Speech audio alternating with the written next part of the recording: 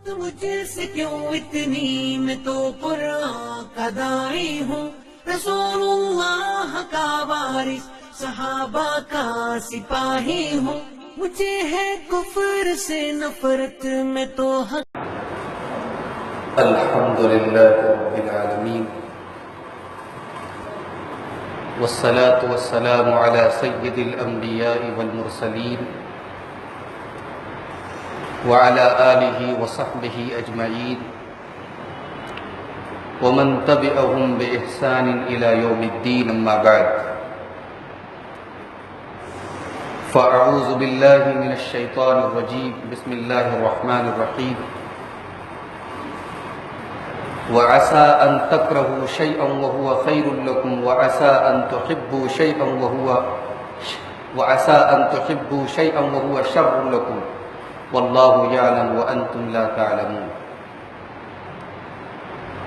معزز حاضرین، اس وقت تقریباً 3.5 مہینے کا طویل وقفہ ہمارے ملک میں لاک ڈاؤن پر گزر چکا ہے، اور حکومت نے یہ جو لاک ڈاؤن کا 5واں سلسلہ ہے اس کو ان لاک 1 قرار دیا ہے، یعنی دھیرے دھیرے لاک ڈاؤن کھولنے کی بات کہی ہے۔ مگر ہم اور آپ اچھی طریقے سے جانتے ہیں کہ حکومت کی ان تمام کوششوں کے باوجود کورونا وائرس کی یہ مہلک وبا ہمارے ملک میں کم نہیں ہو رہی ہے بلکہ برابر بڑھ رہی ہے۔ روزانہ ہزاروں کیس آ رہے ہیں، سینکڑوں لوگ مر رہے ہیں، قبرستان کے قبرستان پٹ رہے ہیں، مسلم غیر مسلم سارے کے سارے اس میں یہ بیماری کوئی مذہب، کوئی دین، کوئی ذات، کوئی برادری، کوئی قوم دیکھ کر کے حملہ نہیں کر رہی ہے۔ ہر مسلک، ہر مذہب اور ہر دین کے لوگ اس کا شکار ہو رہے ہیں۔ اس بیماری نے انسانوں کو مارا ہے، لیکن انسانوں کے ساتھ ساتھ اس بیماری نے انسانوں کی امیدوں کو بھی مارا ہے۔ اس بیماری نے پچھلے 3.5 مہینے کے طویل مدت میں ہمیں اور آپ کو مایوس کر دیا ہے۔ آج حالات یہ ہیں کہ ہر آدمی بالکل مایوس ہے، لوگوں کے کاروبار بند ہیں، لوگوں کی معیشت بند ہے، روزی روٹی کے راستے بند ہیں، لوگوں کے پاس کھانے کے لالے پڑے ہوئے ہیں، اور آگے یہ سلسلہ کب تک چلے گا کچھ امید نظر نہیں آتی۔ یہی وجہ ہے کہ جب اس بیماری کو لے کر کے اور حالات کو لے کر کے جب لوگ بات کرتے ہیں تو لوگوں کی بات میں بڑی مایوسی ہوتی ہے۔ یہ اس بیماری کا سب سے خطرناک پہلو ہے۔ اس سے انسانوں کی لاشیں گری، انسان مرے، یہ بہت بڑا نقصان ہے، مگر اس سے بڑا نقصان یہ ہے کہ اس نے ہماری امیدوں کو، ہماری آرزوؤں کو قتل کر ڈالا۔ انسان آج مایوس ہے، نا امید ہے۔ میں چاہتا ہوں کہ آج کے خطبہ جمعہ میں اسی تعلق سے چند باتیں آپ کے سامنے رکھوں کہ ان حالات میں ایک مسلمان ہونے کے ناطے ہماری سوچ کیا ہونی چاہیے۔ میرے بھائیوں، ہمارا ایمان ہے کہ اس کائنات کا خالق اللہ تعالیٰ ہے، اور اس کائنات کو چلانے والا، اس کائنات کا مدبر بھی اللہ تعالیٰ ہے۔ کائنات میں ایک پتا بھی اللہ تعالیٰ کی مرضی، اس کی مشیت اور اس کے حکم کے بغیر نہیں ہلتا ہے۔ اللہ نے فرمایا سورہ اعراف کے اندر، الا لہ الخلق والامر تبارک اللہ رب العالمین۔ اللہ ہی ساری کائنات کو پیدا کرنے والا ہے، اور ساری کائنات میں حکم بھی اسی کا چلتا ہے۔ اکثر ایسا ہوتا ہے کہ ہماری زندگی میں کوئی ایسا واقعہ ہوتا ہے، کوئی ایسی بات ہوتی ہے کہ جو ہمیں لگتا ہے یار غلط ہو گیا، لیکن اللہ تعالیٰ اس حادثے کے پیچھے بھی اللہ تعالیٰ کی کوئی حکمت ہوتی ہے۔ اللہ نے فرمایا سورہ بقرہ کے اندر قرآن کریم کے 2 پارے میں، وَعَسَىٰ أَن تَكْرَهُوا شَيْئًا وَهُوَ خَيْرٌ لَكُمْ۔ ہو سکتا ہے کہ تم کسی چیز کو ناپسند سمجھو، برا سمجھو، وہ تمہارے حق میں بہتر ہو۔ وَعَسَىٰ أَن تُحِبُّوا شَيْئًا وَهُوَ شَرٌّ لَكُمْ، اور تم کسی چیز کو اچھا سمجھو اور وہ تمہارے حق میں بری ثابت ہو۔ حضرت ابراہیم علیہ السلام اپنے لخت جگر اسماعیل کو اور اپنی بیوی، ہم سب کی پیاری ماں سیدہ ہاجرہ کو فلسطین سے کئی سو میل دور لمبا سفر کر کے مکہ مکرمہ پہنچتے ہیں، اور وہ مکہ مکرمہ جہاں ابھی ایک اناج کا دانہ نہیں اگتا ہے، جہاں کوئی ایک پرندہ بھی نہیں رہتا ہے، بے آب و گیا سرزمین۔ اپنے دودھ پیتے بچے اور اپنی بیوی کو ایک لمبا سفر کر کے آتے ہیں اور وہاں چھوڑ کے جانے لگتے ہیں۔ سیدہ ہاجرہ سوال کرتی ہیں، اللہ امرک بہذا، اے میرے سرتاج کیا یہ اللہ کا حکم ہے؟ حضرت ابراہیم کہتے ہیں کہ ہاں یہ اللہ کا حکم۔ سیدہ ہاجرہ جواب دیتی ہیں، اذن لا یضیعن اللہ ابدا، اگر اللہ کا حکم ہے، اللہ کا فیصلہ ہے تو اللہ ہمیں کبھی برباد نہیں کرے گا، اللہ ہمیں کبھی ختم نہیں کرے گا، اللہ ہمیں کبھی ضائع نہیں کرے گا۔ یہ ایک مومن کا عقیدہ، یہ سیدہ ہاجرہ کی زبان سے نکلے یہ الفاظ ایک مومن کا عقیدہ ہونا چاہیے۔ اللہ ہمیں کبھی رسوا، ہمیں کبھی ضائع، ہمیں کبھی برباد نہیں کرے گا اگر ہم اللہ والے ہیں، اگر اللہ پر ایمان رکھتے ہیں۔ ہم مومن ہیں میرے بھائی، ہم مسلمان، ہم کلمہ پڑھنے والے، ہم 5 ٹائم کی اذان میں اشہد اللہ الہ الا اللہ، اشہد ان محمد رسول اللہ کی آواز دینے والے لوگ ہیں۔ ہمارا ایمان ہے کہ زندگی میں آنے والی خوشی بھی ہمارے لیے بہتر ہے اور زندگی میں آنے والی تکلیف بھی ہمارے لیے بہتر ہے۔ اللہ کے نبی فرماتے ہیں، صحیح مسلم کی روایت ہے، عجبا لامر المومن، مومن کا معاملہ بھی بڑا عجیب ہے، ان امرہ کلہ خیر، مومن کے تو دونوں ہاتھ میں لڈو ہے، ان اصابہ سراء شکر فکان خیرا لہ وان اصابتہ ضراء صبر فکان خیرا لہ، مومن کے اوپر کوئی خوشی آتی ہے، کوئی اچھائی آتی ہے، مومن اللہ کا شکر ادا کرتا ہے اور وہ خوشی اس کے لیے بہتر ہو جاتی ہے، اور مومن کے اوپر کوئی تکلیف آتی ہے وہ صبر کرتا ہے تو وہ تکلیف بھی اس کے لیے بہتر ہو جاتی ہے۔ حضرت یوسف علیہ السلام کا واقعہ ذرا قرآن کے اندر پڑھیے۔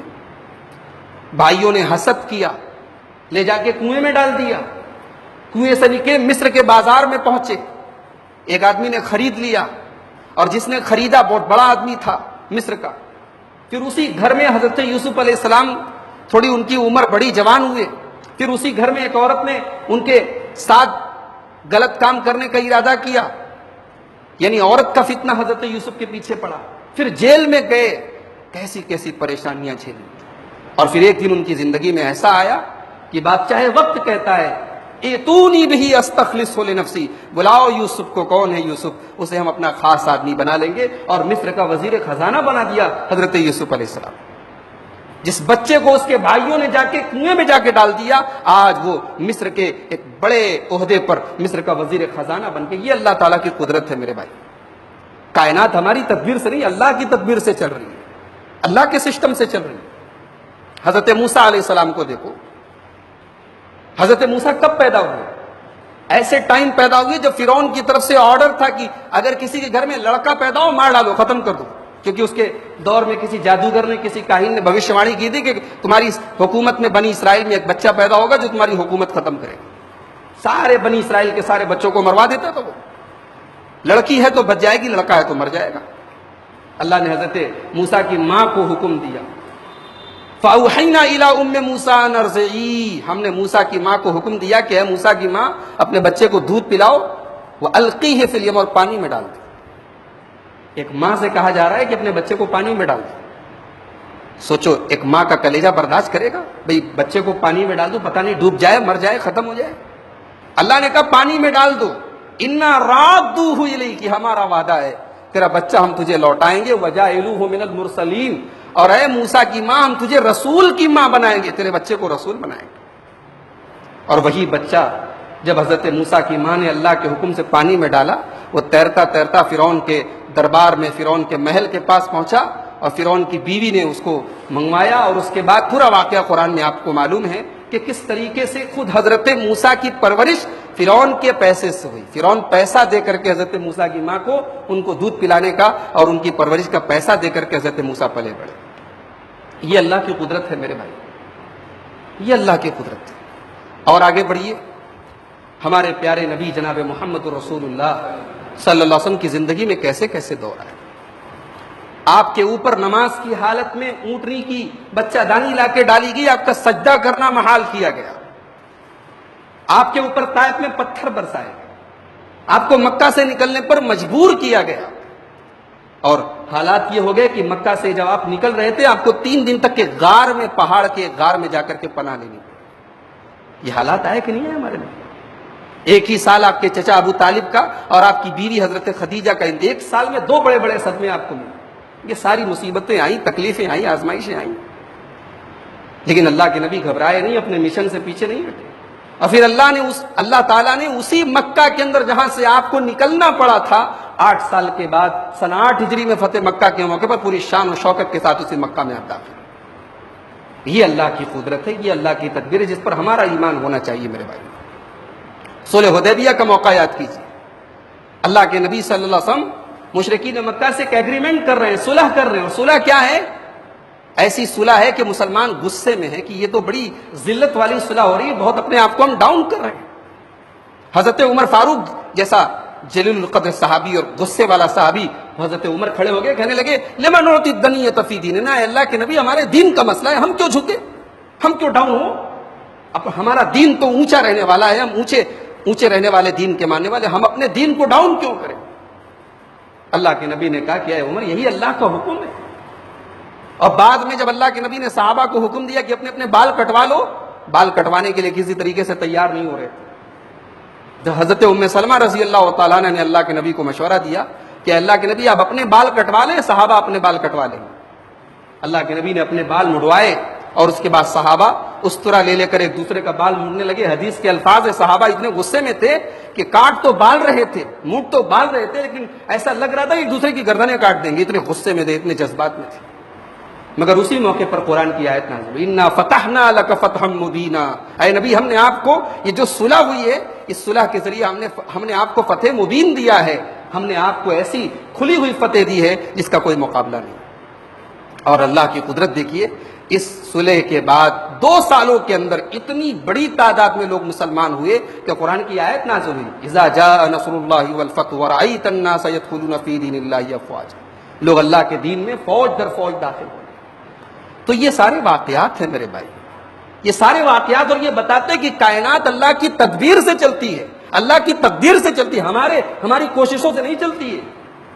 ہم لاکھ کوشش کر لیں، ہماری موت لکھی ہے تو موت آ کے رہے گی، اور ہم لاکھ کوشش کر لیں، اگر موت نہیں لکھی ہے، خطرناک سے خطرناک ایکسیڈنٹ ہو جائے گا، ہم بچ جائیں گے۔ یہ اللہ کی تقدیر کا فیصلہ ہے، اللہ کی تقدیر کے مطابق ہی کام ہوتا ہے، ہمارے چاہنے سے تقدیر کا فیصلہ بدلتا نہیں ہے۔ اب ایک آخر میں ایک بڑی اہم بات آپ کو بتانا چاہتا ہوں، بڑا پیارا جملہ سلف صالحین میں سے کسی نے نقل کیا ہے کہ جب مصیبتیں آتی ہیں، تأتی البلایا فی طیاتہا العطایا، جب بلایا آتی ہیں، جب مصیبتیں آتی ہیں، جب پریشانیاں آتی ہیں، تو ان کو کھول کے جب دیکھو تو ان کے اندر اللہ تعالیٰ کا بہت سارا گفٹ بھی ہوتا ہے۔ بلایا کے اندر عطایا ہوتی ہیں، عطایا مینس گفٹ، اللہ کا گفٹ ہوتا ہے۔ کبھی ہم بیمار پڑتے ہیں، ہمیں لگتا ہے یار بلا وجہ کی پریشانی آ گئی، لیکن اس بیماری کے ذریعے اللہ ہمارے گناہوں کو معاف کرتا ہے۔ کبھی ہمارا کوئی رشتہ دار، ہمارا کوئی قریبی دنیا سے چلا جاتا ہے، ہم پریشان ہو جاتے ہیں، لیکن اللہ تعالیٰ اس کی موت کے ذریعے ہمیں صبر کی ٹریننگ دیتا ہے۔ کبھی ہمارے کاروبار میں ہمارا کوئی مالی نقصان ہوتا ہے، اللہ تعالیٰ ہمارے دل سے مال کی محبت کم کرنا چاہتا ہے۔ تو ہم ان آزمائشوں کے پیچھے بھی اللہ تعالیٰ کی بہت ساری حکمتیں ہوتی ہیں، وہ کبھی کبھی وہ حکمتیں ہمیں سمجھ میں آتی ہیں، کبھی کبھی سمجھ میں نہیں آتی۔ حکمت سمجھ میں نہیں آتی تو اس کا یہ مطلب نہیں کہ اللہ کے فیصلے پر ہم انگلی اٹھا دیں، ہمیں اللہ کے فیصلے پر راضی ہونا چاہیے، ہمیں اپنی زندگی کو بہتر بنانے کی کوشش کرنی چاہیے، لیکن ہمیں تقدیر پر راضی رہنا چاہیے۔ علامہ ابن قیم رحمۃ اللہ علیہ نے ایک جملہ نقل کیا ہے کہ بعض سلف کا قول نقل کیا ہے، کہتے ہیں لولا مصائب الدنیا لوردنا یوم القیامت مفالس، بڑا پیارا جملہ ہے، کہتے ہیں اگر دنیا کے اندر مصیبتیں نہ ہوتی تو قیامت کے دن ہمارے ہاتھ خالی ہوتے، ہم مفلس ہوتے، کلاش ہوتے۔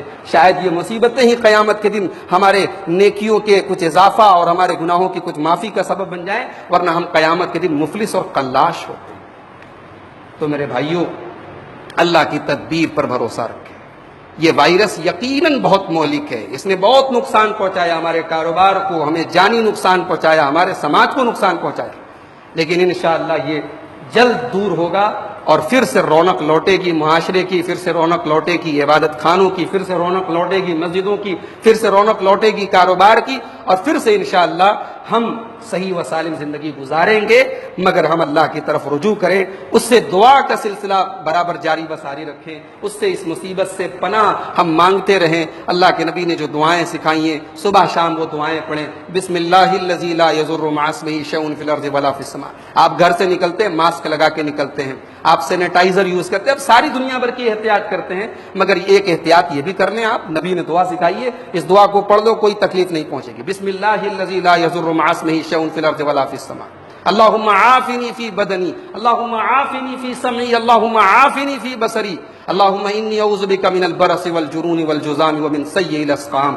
یہ وہ دعائیں ہیں جو پیارے نبی صلی اللہ علیہ وسلم نے بیماریوں سے، وائرس سے، پریشانیوں سے بچنے کے سلسلے میں مانگی۔ ان دعاؤں کو یاد کرو، اپنے بچوں کو یاد کراؤ، اور اللہ سے رجوع کرتے رہو، اللہ سے توبہ کرتے رہو، اللہ سے معافی مانگتے رہو، اور اللہ سے دعا کرتے رہو کہ اے اللہ ہم کمزور لوگ اس وائرس کی اور تباہی کو برداشت کرنے کے اہل نہیں ہیں، اے اللہ تو جلد سے جلد اس مصیبت کو ہم پر سے ہٹا لے، اور اے اللہ ہمارے حق میں جو بہتر فیصلہ ہو وہ جلد سے جلد تو ہمارے بارے میں صادر فرما دے، آمین۔ وآخر دعوانا الحمد للہ رب العالمین۔ الحمد للہ کفا وسلام علی عباده الذین اصطفى، اما بعد فاعوذ باللہ من الشیطان الرجیم، بسم اللہ الرحمن الرحیم، ان اللہ وملائکتہ یصلون علی النبی یا ایہا الذین آمنوا صلوا علیہ وسلموا تسلیما، اللہم صل علی محمد وعلی آل محمد کما صلیت علی ابراہیم وعلى آل إبراهيم إنك حميد مجيد، اللهم بارك على محمد وعلى آل محمد كما باركت على إبراهيم وعلى آل إبراهيم إنك حميد مجيد، اللهم أعز الإسلام والمسلمين وأذل الشرك والمشركين ودمر أعداء الدين، إن الله يأمر بالعدل والإحسان وإيتاء ذي القربى وينهى عن الفحشاء والمنكر والبغي يعظكم لعلكم تذكرون۔